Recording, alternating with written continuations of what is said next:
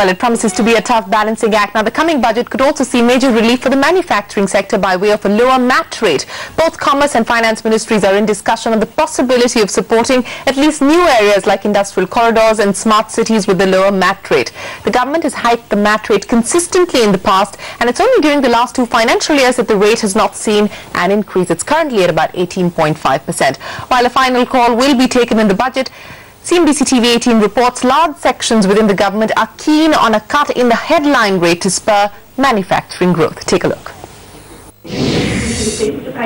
Finance Minister Arun Jaitley is committed to incentivizing the manufacturing sector, and the coming budget could tweak the MAT rate as a major push for this sector.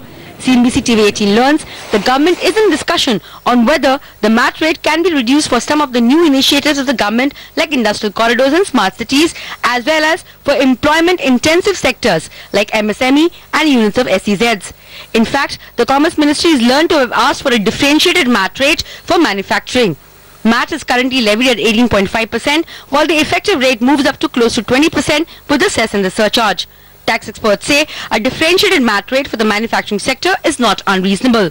While the service sector can be kept at the peak MAT rate, a lower MAT rate of around 15% would be a major boost for manufacturing. The government can at least make a distinction between companies that need additional investment, because there's going to be a lot of thrust on manufacturing in this budget, and the government is focusing on industrial corridors, on smart cities, manufacturing zones. So clearly there is a need to provide additional impetus, and I think this could be one way of creating the differentiation to say, if you're willing to make an investment in some of these dedicated zones and corridors, then this is what the government is willing to do in terms of a lower MAT rate. The government targeted around 26,000 crores from MAT collections in the last fiscal, and this kitty is likely to expand as more and more startups will come under the MAT net.